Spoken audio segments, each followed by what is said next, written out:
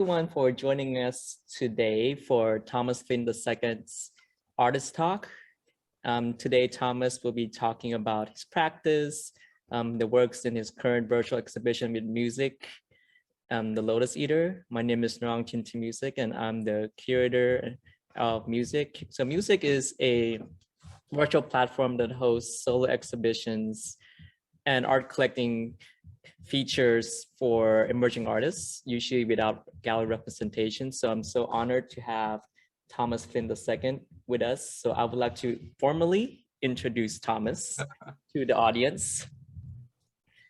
Thomas Flynn II is a multidisciplinary artist working primarily in acrylic painting, focusing on the space between sleep and waking life. His work has been included in the SCAD permanent collection, featured as a directory artist on Visionary Arts Collective, Musik Curatorial, and on Visual Space, among other publications. He has exhibited in Texas, Georgia, and curated into virtual, group, and solo exhibition internationally. Flynn received a B.F.A in painting and a minor in art history from the Savannah College of Art and Design into 2016. In addition to his own art practice, Thomas is editor for the juried hardcover book, Friend of the Artist. Flynn is currently living and working in Dallas, well, now in Austin. So this bio is a little bit, need to be updated a little bit. But now, yeah, Flynn is in Austin, in North Austin, as of this month. So I'd like to just show a couple of slides before I hand over the meeting control to our honorary guest, Thomas. So if you would like to learn about our featured artists, you may head to Thomas's website and Instagram, and of course I'll drop that in the comment section for you to look at. If you'd like to support the artists, we have some crowdfunding tickets where 100% of the tickets go directly to the artists. The tickets start at $1, but our suggested purchase price is $5, and I'll again note that in the comment section. If you have questions, please go ahead. Yes, please go ahead, put any comments in for Thomas in the comment box, and we have a dedicated Q&A section when Thomas concludes his talk. And I'm going to stop sharing my screen and hand over meeting control to our honorary artist, Thomas Flynn II.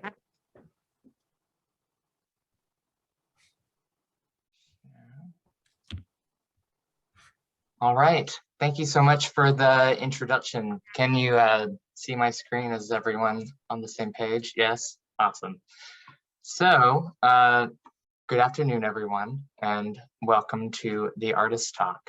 So when approaching talking about my work, the easiest way for me to rationalize it is to start from the beginning of the progression of series and then moving into where I am now with the Lotus Eater. So we will take a little step back into back in time to 2018 with the start of the Snakestone series. So in 2018, I started with the Snakestone series, and in it really led me to advance the thinking of shadow, light, pattern, and color.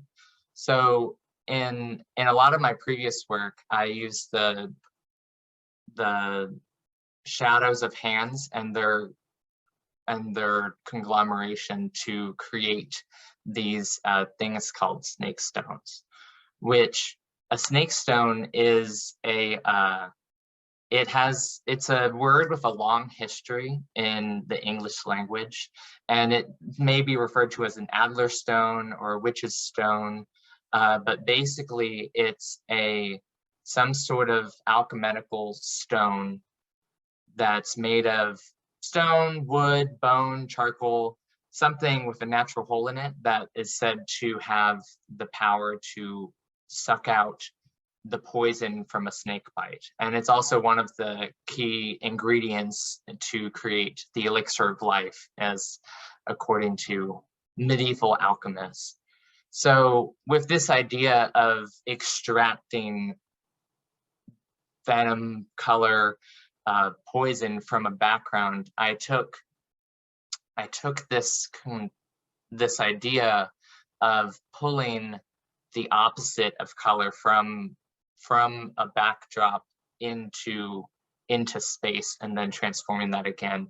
So if we look at Snakestones 1, there are these hand shadows surrounding in a tondo fashion this inner mixture of these hand shadows, which create the Snakestone. And so it has this pink and green botanical background being transformed into this gradation of color, and then it pooling into this blue and electric blue and mustardy yellow color. And that really was the start of where my interest in that would continue today began. So moving on to 2019, I took the idea of that like conglomerated snakestone in the center and brought it into this into the foreground, and trying to fully have this combination of shadows transform its environment.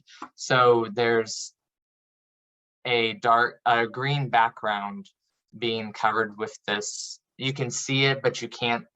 It's not as, it's in the between of seen and unseen, where it's just it's a more blue green color, and then it has extensions that are yellow green on the screen background, and then it extracts again into a blue and an orange inner. So there's this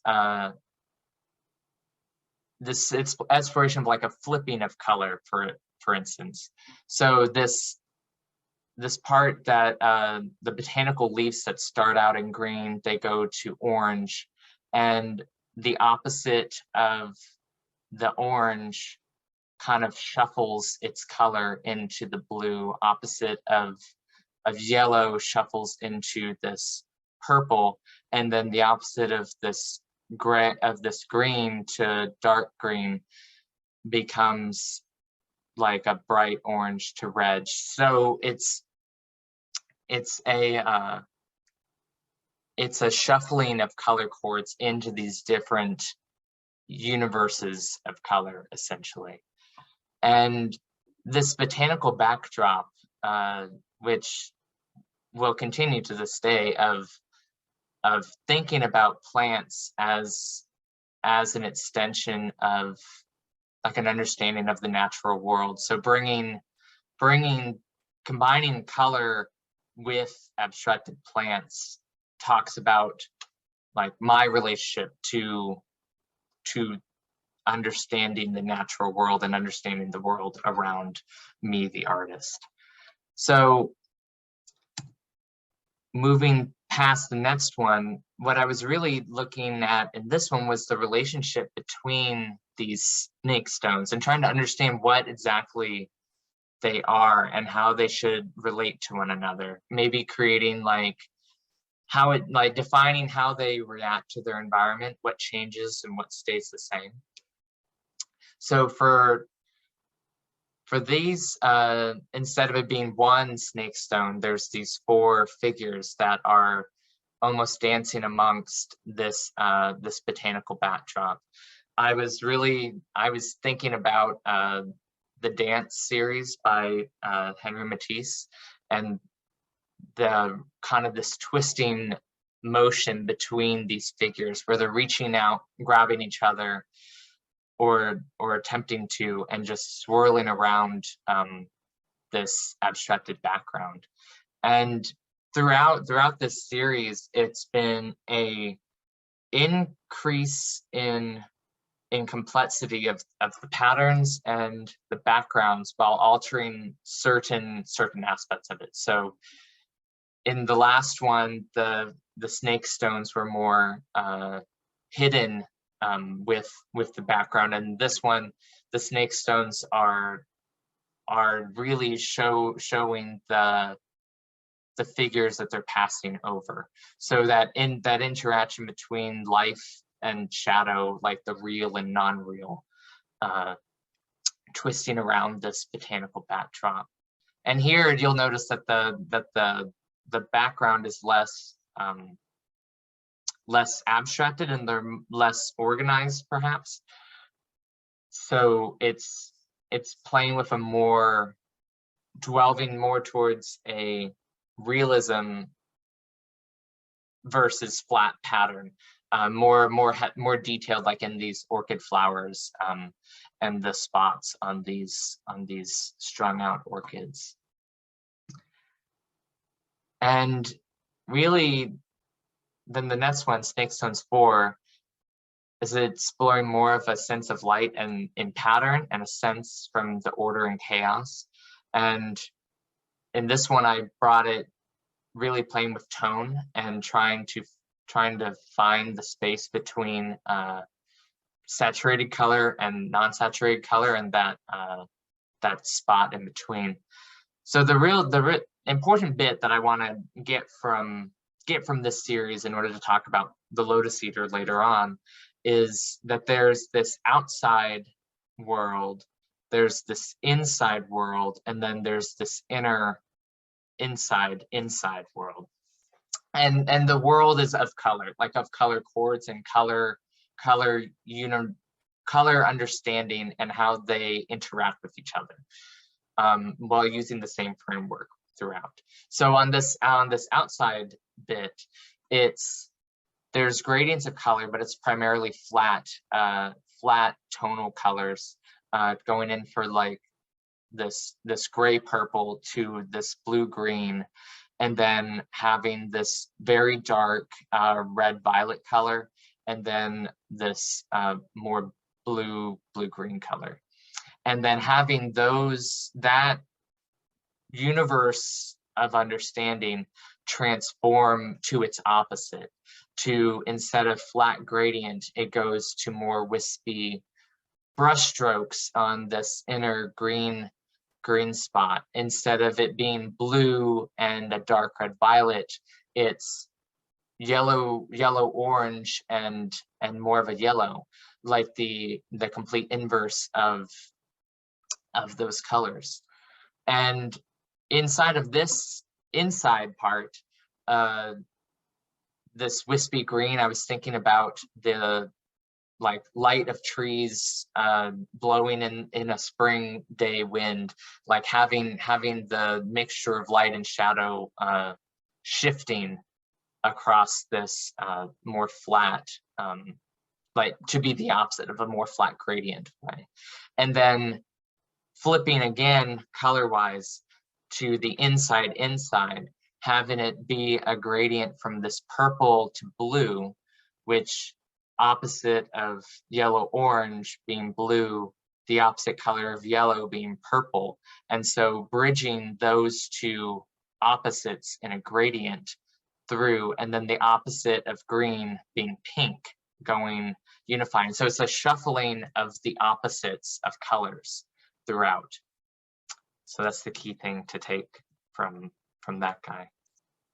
And then perhaps my favorite one of the Snakestone series was Snakestones 5.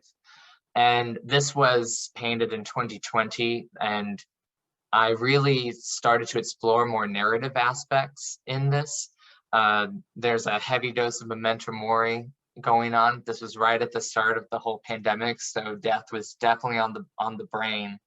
And so I formed the hand shapes into this abstracted skull that went on top of this background pattern. I wanted to also incorporate gold into it off of the William Blake poem, "The door of death is made of gold that immortal eyes cannot behold." And taking, like, I used gilding wax and 24 karat gold leaf to adorn the pattern that's inside of this, the inner shape. as a opposite to this blue-green color that, to me, I was thinking about perhaps like blue painted palms on like an Egyptian temple, referencing Egyptian mythology and their own obsession with death. And that's, you know, history rhymes and repeats itself. So we've go through stages as history of thinking about death to not thinking about it, and then thinking about it a lot and then not thinking about it. So that was kind of going in my head of this like looping back and forth, like waving throughout the piece.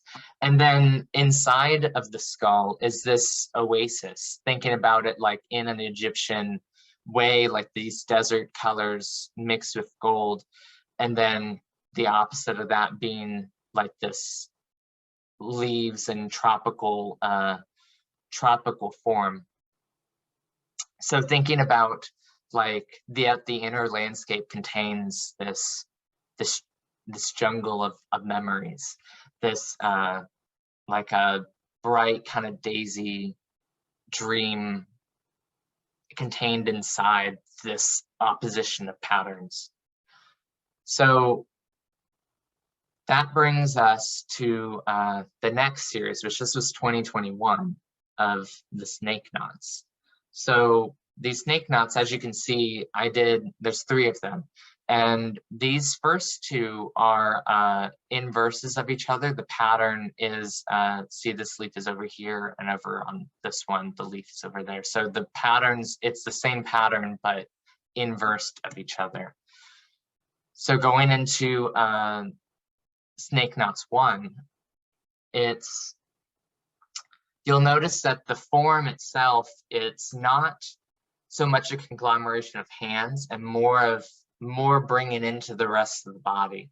It's the arms reaching out and twisting around each other and forming these shapes of that. It's almost like it's exploding from the middle and having these limbs twist and writhe around each other. And in it too,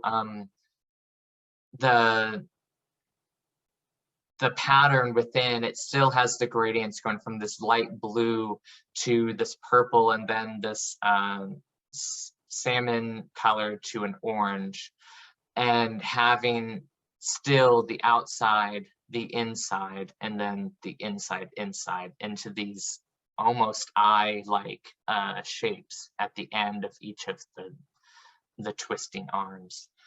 So they became a bit more anthropomorphic, and having this difference of brushstrokes, having this inner landscape, which this one is being like a pastoral scene, and going into kind of a rocky, scrubby grass on the backdrop of this multicolored floral pattern behind it. So just some detail shots here.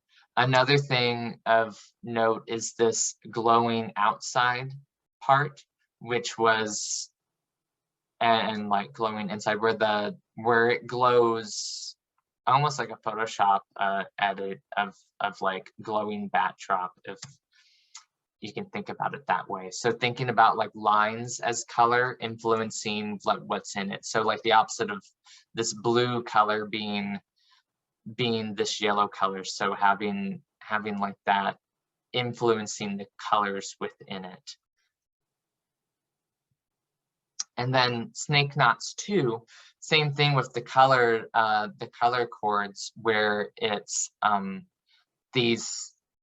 this purple glowing outline facing inwards as opposed to facing outwards, and having here the most important color theory thing that I like to point out to think about my understanding of color is that the background is green and orange, which is like a nice color flip pairing on the color wheel, and having the this blue shape almost being extracted from the background. If you take out blue from green, you're left with this yellow color.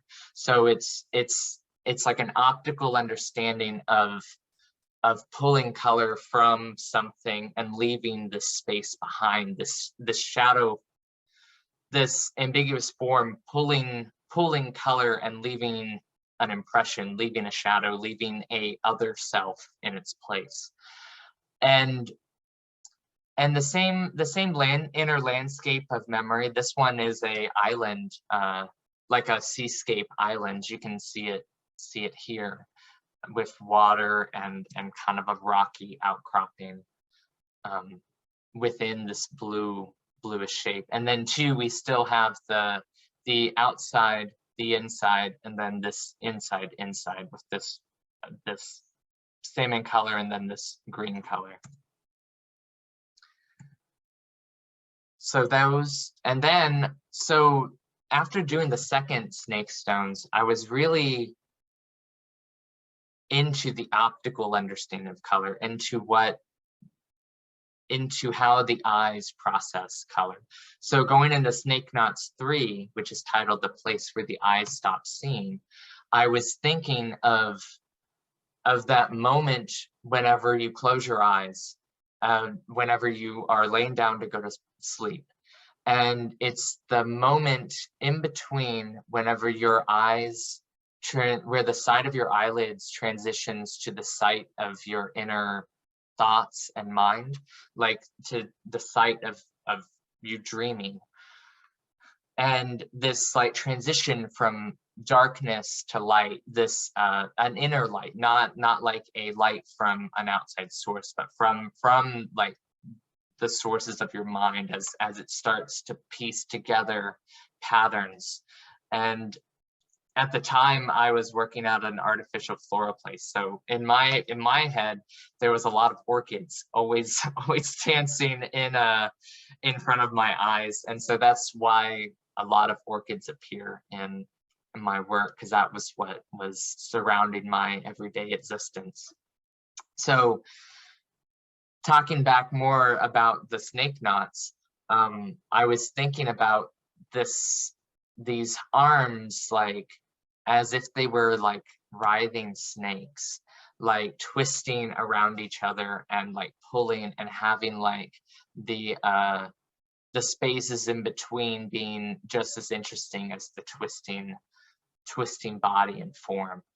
And if we go into the inside of it, here's where the kind of more thin color lines become more interested, where it's like the outside, this color chord of like a red to red, pink, and then like a deeper red violet, transform into a lighter yellow and then an orange, and then flip again to a blue and this very vibrant in-person red.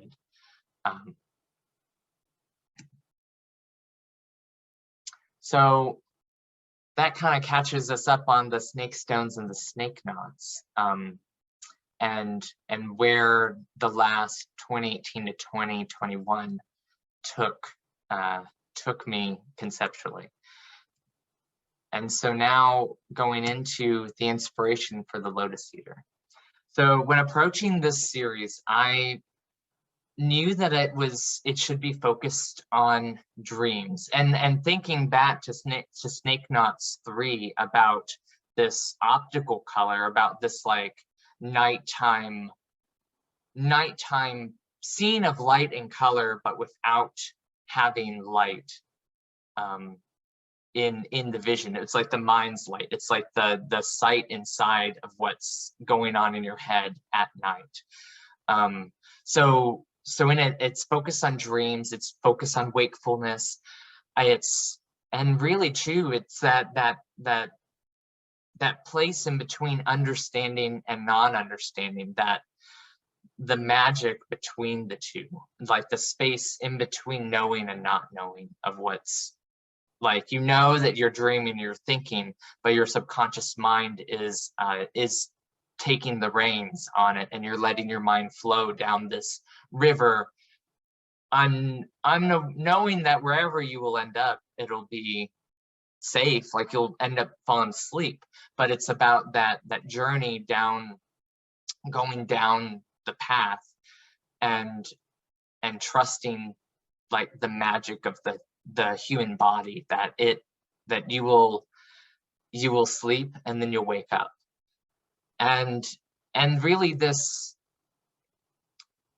I wanted to also focus on myth making, which is something that, like in the snake knots and the snake stones, I skirted around and talked about the alchemical nature, this like human history with like this almost nonsensical object that for whatever reason has stuck with our culture and has been passed down for hundreds of years of keep sharing that this is like a fun piece of humans' history of understanding their natural environment and making sense of what they cannot make sense of.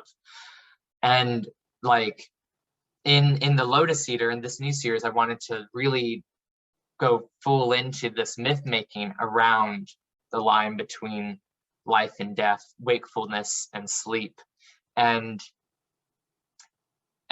all occurring within the context of in this nighttime vision, inside of like a nighttime dream.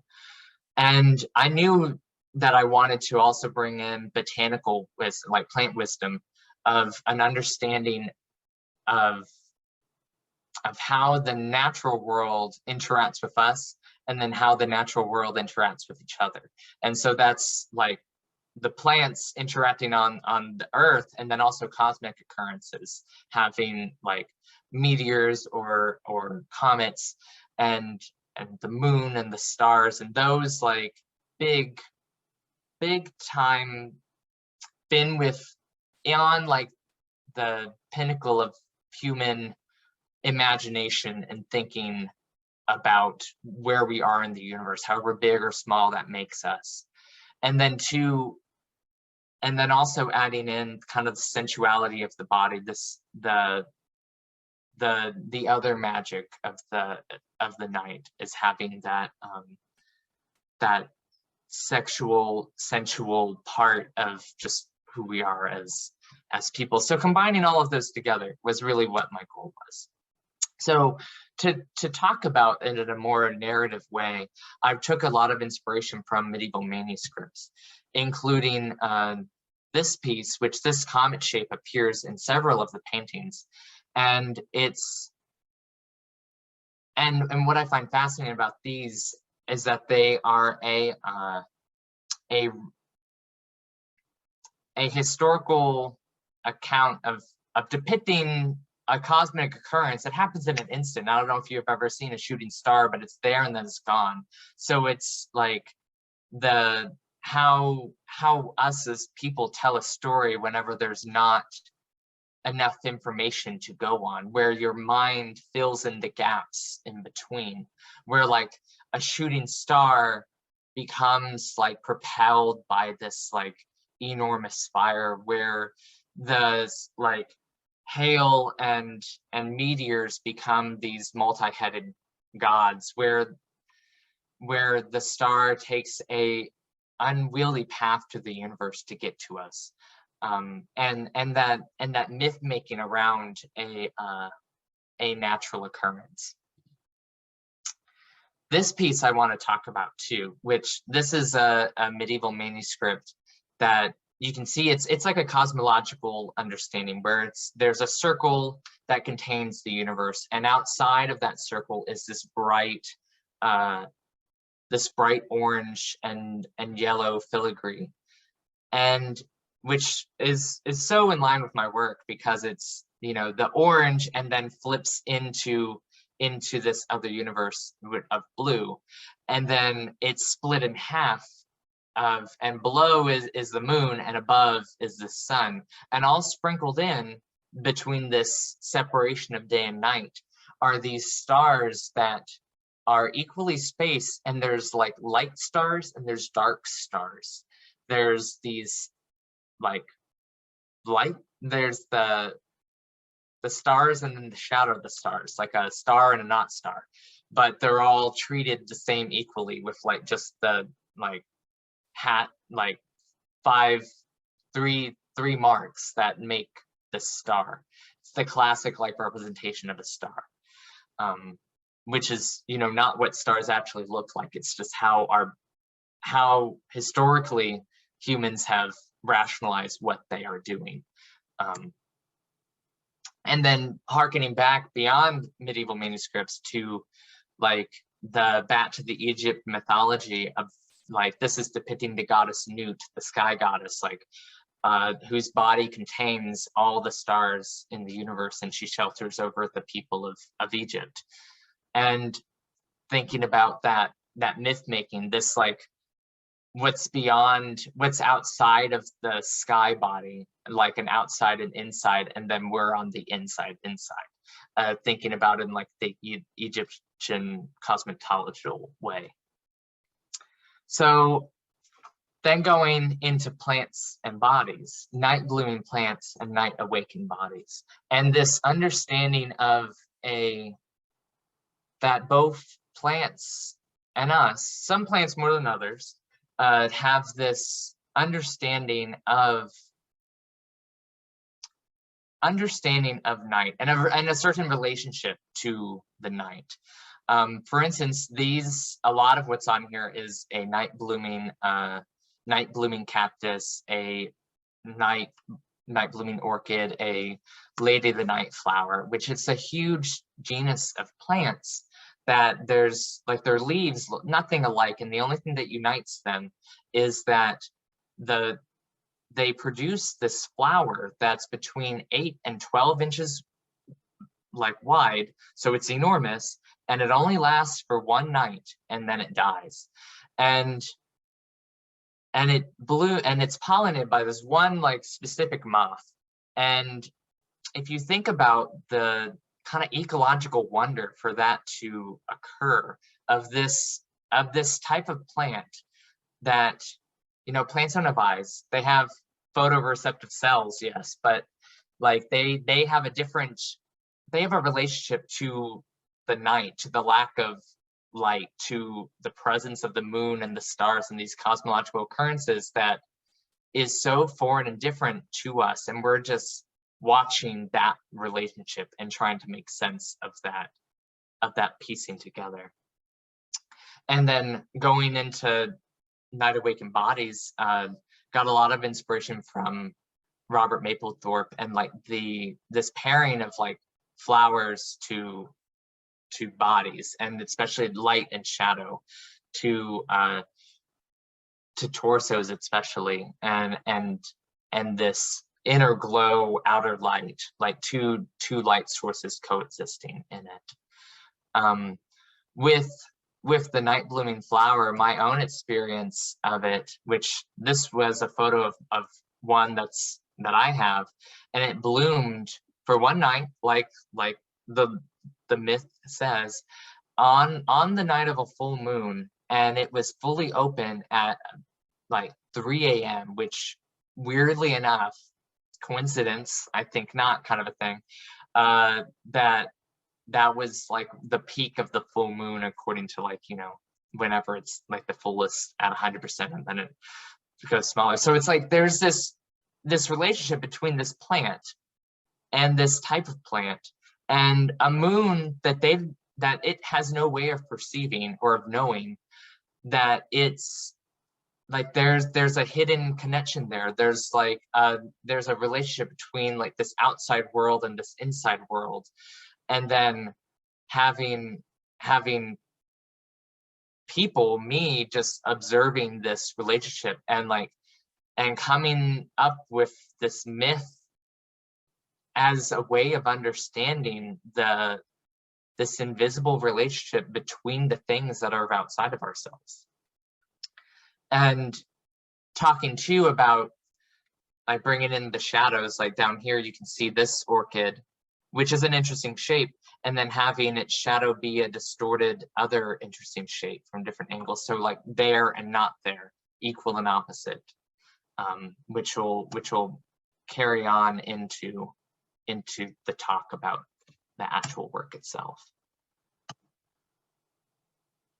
So then going into shadow as a portal and color as a window. So in preparation for this series, I've been taking a lot of images of shadows and light, and especially like light coming in through the windows and passing through plants, especially because I just love their silhouette shape. And that's, I think, comes from my initial attraction to the botanical wallpaper and wall pattern scape that I used in the snake stones and snake knots. And treating this shadow in this negative shape as not a void of the thing, but like as equally important as the thing itself, like that the form begets, the form is equal and opposite to the flower, to the leaf, or sometimes more important. And also too, how light and shadow can play off of shapes and form and cause more like a distortion of visual information than we're used to. I mean, if you just look at the light shape here, it's being influenced by things that are framed by the 3D objects that it's like shifting over, and then like taking those shapes and applying them to other things, to me is a great way to visually make things like more complicated, but like follow into my cosmological understanding of what's going on in a piece.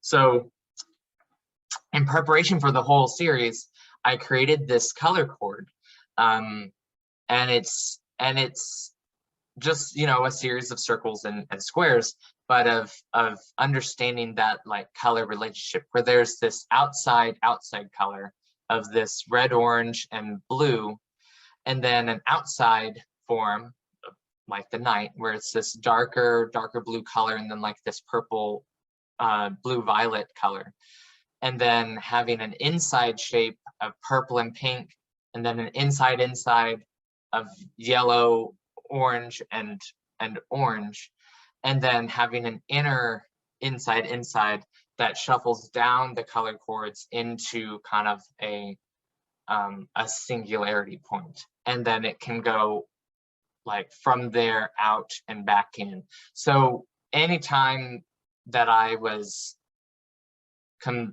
stuck on a color or color relationships, I always referred back to my initial sketch of color and how I wanted all the colors to interact, even though I wasn't having the patterns that have been in my previous work of keeping everything on track. And as taking all of that information, I actually wrote a poem called The Lotus Eater that succinctly put all of those buzzing ideas that are bouncing around in my head into a single into several stanzas of this poem. And it talks about the myth, talks about life and death, and about the sensuality, flowers, night, like the whole shebang. It was all like wrapped up in a neat little bow inside of this this poem. And it's not like that I illustrated the poem. I think of the poem as its own piece in the series, but it's to me is as important to the series as that color square that I just showed. Of that, visually, that was the schematics, and then narratively and thematically, this is the schematics. So let me orate the poem. The Lotus Eater. Beware the Lotus Eater, O shining one, For the red sun descends, white needle holes burn through the skin of the sky, blood comet tails soak the bare chest, with restless fingers, with bated breath. Arched lover's back, soft lover's cave, for night clouded eyes speaks, soft secrets in the nave. And I contain each and every star within my lips and within my kiss. Oh, there'd be so much here to miss. Beware the Lotus Eater, O dreaming one, for within my lips, within my touch, the poison lingers. There are stars within us, there are stars above, there are stars contained in those we love. The night flowers talk, they speak too much, of things hidden, of things clutched. Pearl-like layers built over time, screaming quietly, it does not take much to die. I've eaten the fruit, and so has she, and now there's no memory of what life could be. Beware the Lotus Eater, O son of Sekhmet, for your crown flower blooms red, your sun has set. Heat rises, consumes the flesh, the perfume shell breaks, exposing the rest. Now without petals, resuscitated too late, you wander the stars, seeking blue flowers to taste. So in that poem, it has the cosmological understanding of where you start out and where you end are in the same place, like that the narrator is the Lotus Eater. And I took that kind of an idea through all of the pieces. And one last thing about the because there is an Egyptian myth reference in here, being of son of Sekhmet, which the title piece for the show, The Lotus Eater, is based off of the lotus-headed god Nefertem, which is the son of Sekhmet, and it's a god of virility and beauty that has just a lotus for a head instead. So that was like fully taking this idea of looking at the night blooming flower and understanding like that really botanical relationship with the sky, with us, and back and forth. So it was a perfect narrative piece to start this series. So now we go into the Lotus Eater. So the Lotus Eater series began with these two small pieces, and having everything buzzed through my head, I wanted to put them into start the ideas at the very base core of the small magic of flowers, flame, and stars, and the flame being both like fire, a could be considered a man-made light, and like a sky fire, like having like a comet like fire. So it's that that understanding of real, not real, shadow, the physical thing, dreams and wakefulness. So both of them feeding together. So the two pieces here, the sky stars burn through the soft petals of the world here, and the land stars flutter through the window at night. So it's the same dichotomy between the land stars being artificial lights, like street lights, lights inside of your home.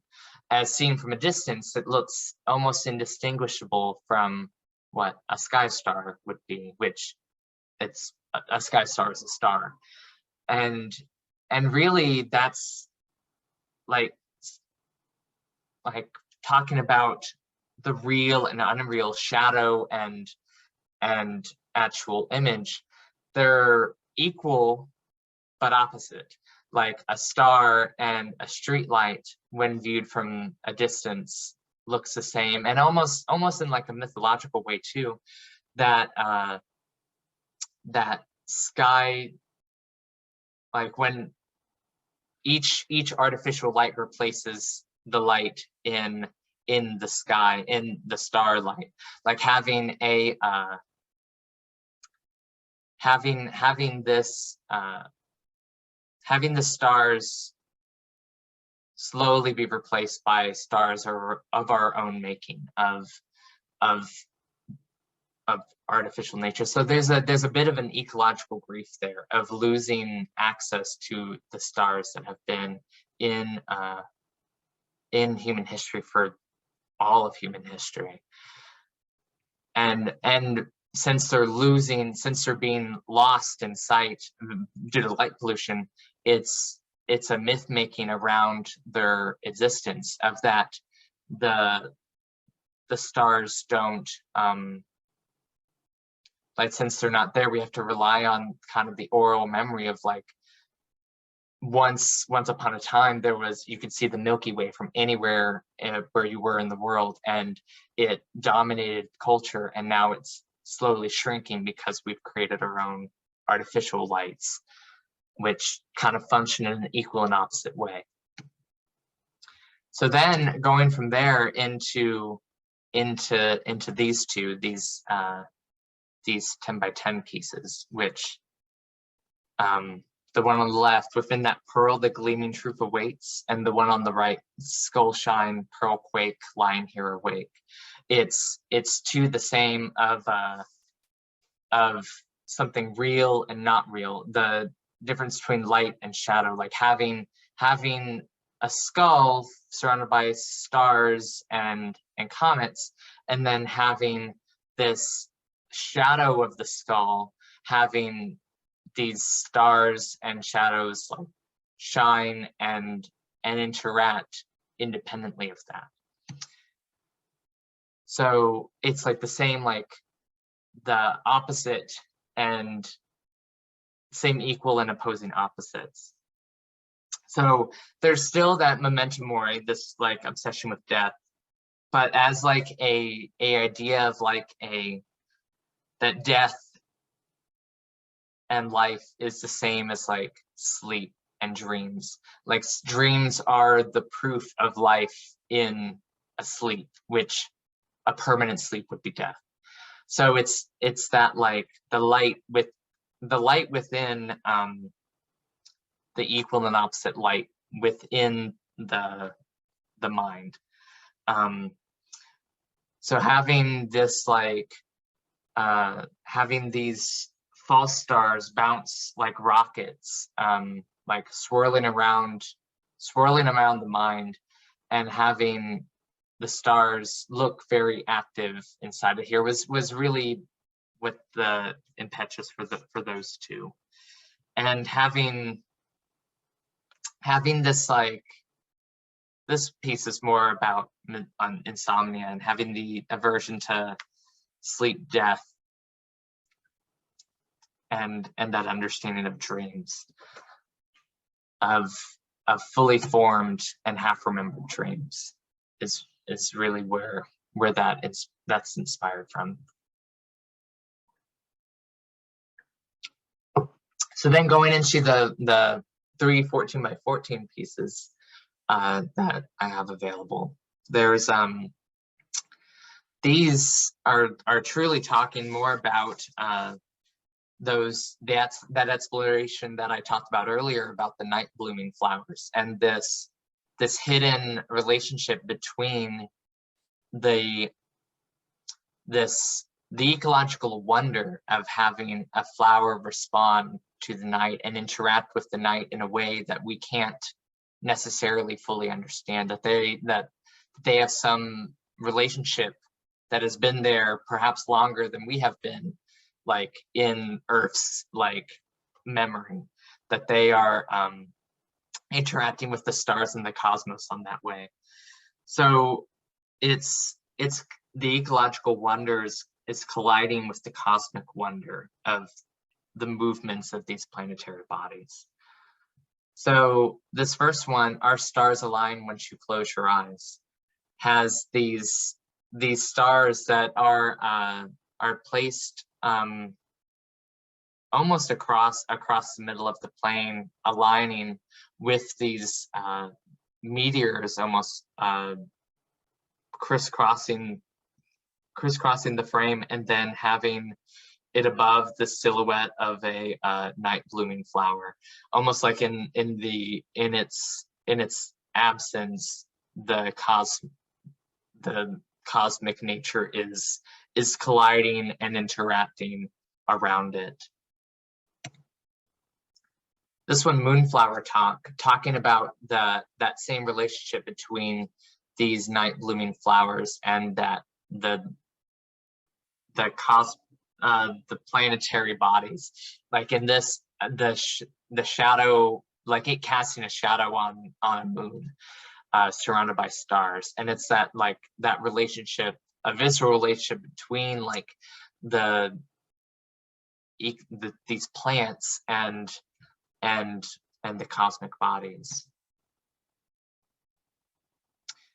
And this one, Night Bloomer, seeing the same kind of medieval manuscript comets and stars around it in like a flat understanding of color, and the same thing that I talked about in one of the snake knots of having this this light blue being lifted out from this kind of tone of blue, leaving this orange behind. So still talking about this color, this interesting color theory of thinking about it optically, like how your eyes perceive color and how colors interact within your eyes, both like in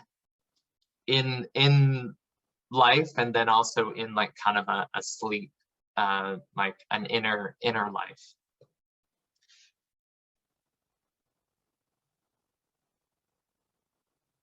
So then to bringing in the shadows, that shadows become as important as their real counterparts. Here's an install shot. That the shadows also have this outline of color interacting, being as the bridge between like them and the outside. So if we think about it in the same way as the Snakestones, there's an outside, a inside, and then the inside, which would be like the shadow, its equal and opposite. So then talking about the bodies, in the same way that plants and flowers have that relationship to the cosmos and to cosmic bodies, so too do our own bodies, and bringing in like that that figurative narrative aspect into it, one that we can kind of intimately understand. This one, memories of your touch become constellations beneath my skin, having similarly to the goddess Nut, like this reclined torso filled with the stars, and having the silhouette of hand shapes, almost like cave paintings, like the first marks from like humans onto our planet, lasting marks, and always referencing like our bodies were here, having that physicality of touch and of mark making to it. So really, in the same way, talking about the night blooming flowers relationship to the cosmos, this is our relationship to the cosmos, and it lasts over thousands and thousands of years. And so there's a long history of us looking up at the stars and figuring out where our place is in that. And just some close-ups on the paint handling here, with like the body being separated from its environment by that blue line that acts as like a halo around it. So then talking about the other figurative piece in the work, I contain each and every star within my lips and within my kiss. So this one,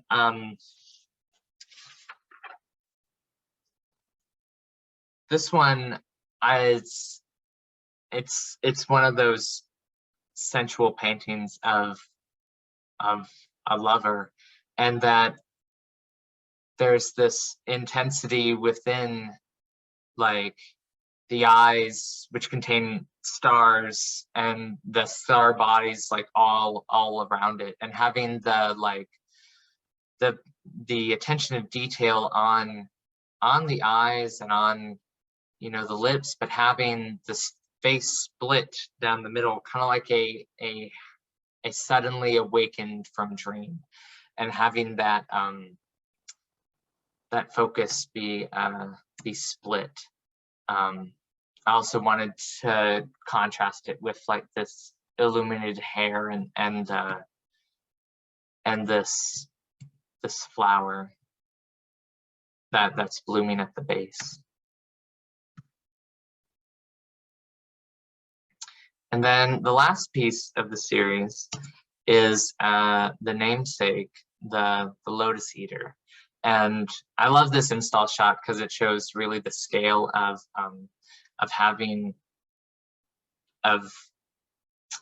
the various pieces, and how dominating this the Lotus Eater is. And like I had mentioned before, it's after the lotus-headed god of Egyptian mythology, of Nefertim, who has the blooming lotus on his head. And in this one, it's the full circle relationship of everything that we've talked about, of the relationship between these night blooming plants and the cosmos, and of our bodies and the cosmos, and then having the triangle being completed about our relationship to each other, and having like a full understanding of that.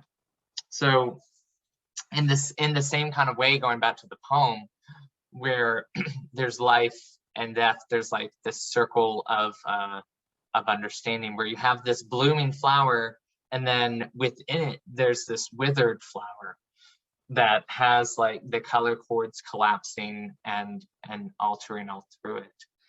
So going back to talking about color on this, this piece was truly inspired like by optical color, by having this like bright orange color flip into blue and then descend inwards. I was really inspired by that sight of, if you're like dozing off in a grass and a picnic or something, and having the sun pass through your eyelids, and you seeing the blood vessels in your eyelids. And if you stay like that for a bit with your eyes closed, and whenever you open up your eyes again, everything will be like blue toned, like the opposite of that. So going from optical color, from the eyelid red orange color to a blue, and then flipping from the blue to the yellow orange, and then like shifting into pinks and greens, and then going further in that way. Two, I wanted to talk about the texture that's on this piece. So there's a lot of, it's a very thick sculptural painting almost, with and that happened from the gesso being manipulated after whenever it was mostly dry, and having it being very like movement and incorporating that like tactile texture within it, especially these like waves that the paint has caught on its ridges, that give this piece not so flat of a color, even though a lot of the color is flat.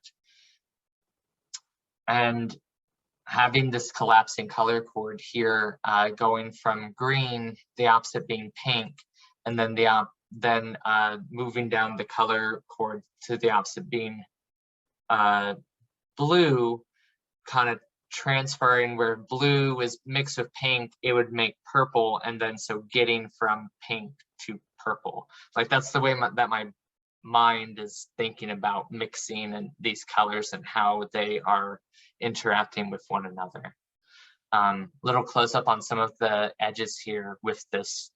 This is dyed to be this like vibrant fluorescent orange, and then having the thicker blue color on top of it with the stars being paired up. There's more of the texture on that too. So that is the Lotus Eater series. So the core interest moving forward for my work is I'm going to expand on the narrative aspects while continuing to focus on the color and transformation. So that idea of that the vestiges of my physical body that can transform and alter its environment, and keeping in with that collision and layering of different color universes, like occurring in the same plane but on different layers. So all of that really dives into my core interests of painting, including spirituality, light, color, and shadow, and that includes optical light and like an inner like mind sight light. So now I'll open up the floor to any questions or any things that you would like me to continue talking about. I have a few comments and thought about you and your practice on your show. Because you kind of thank you again for giving this such a comprehensive talk about from like start to finish, the technical aspects of narrative. We appreciate your efforts a lot putting this presentation together. So what I noticed with your work now compared to even the Snakestones, you kind of transition from more of a patterny, designy like work, which I think is also beautiful, but I feel like maybe trying to move away from the rigidity of yes, yeah. designs. Maybe you can share like what are your thoughts with this transition within your work now?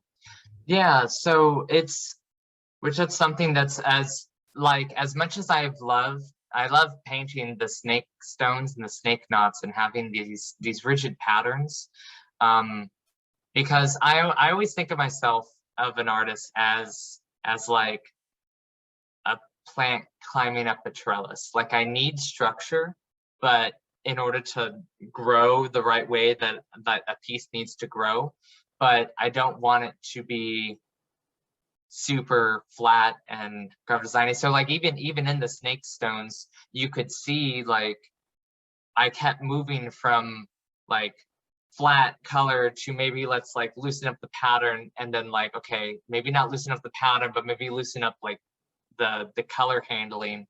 And it's this like tension between like thick, like just go crazy painting and like pre-plan all the colors and like having a rigid structure. So I'm still navigating that space in between it, and figuring out where me as an artist fits in there. But I guess it's always it's if I ever was happy with that balance, I would probably stop working on it. Like man, I haven't quite figured out like where I need to be in there, is why I keep like fine-tuning, I guess, if that makes any sense. So Will Flynn has a question for you.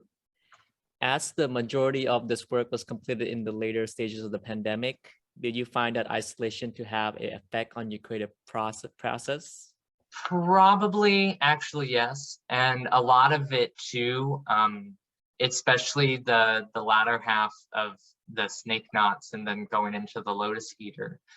It's my dreams and like sleep patterns have been a lot more anxious filled, I guess, and having more like fitful sleep.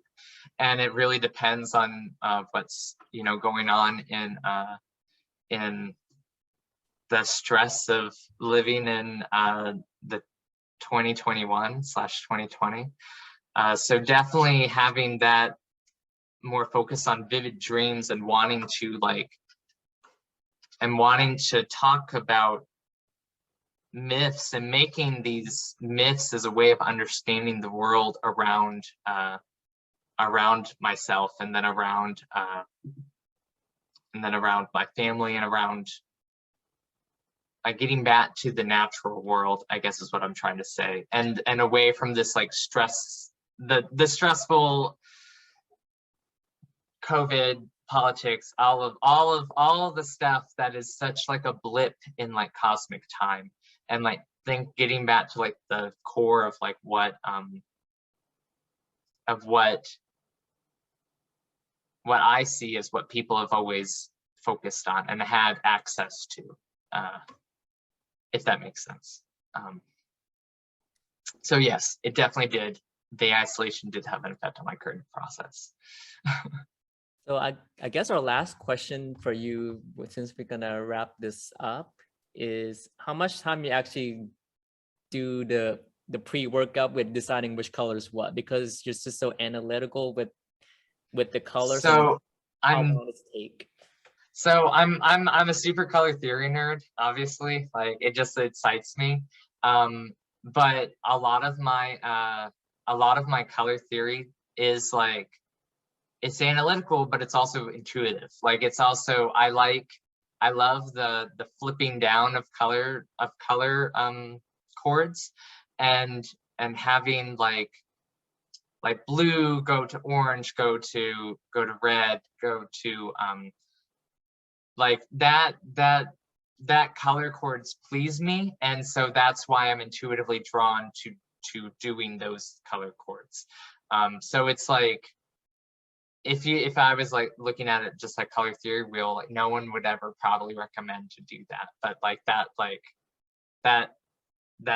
kind of cycle of color interests me, so that's the intuitive way that I approach it, and I approach my intuitiveness analytically. So it's like two sides of the same coin, if that makes sense. Well, Thomas, thank you so much for providing us this super comprehensive, in-depth talk about your work, your practice, and your current exhibition, the Lotus Eater with music. Yeah, well, thank you so much. If you have any further questions for Thomas, feel free to reach out to Music or to Thomas directly, and we'll get you sorted out with further thoughts about Thomas's work. Thank you, Thomas. All right, thank you so much. Have a great weekend. Bye. Bye.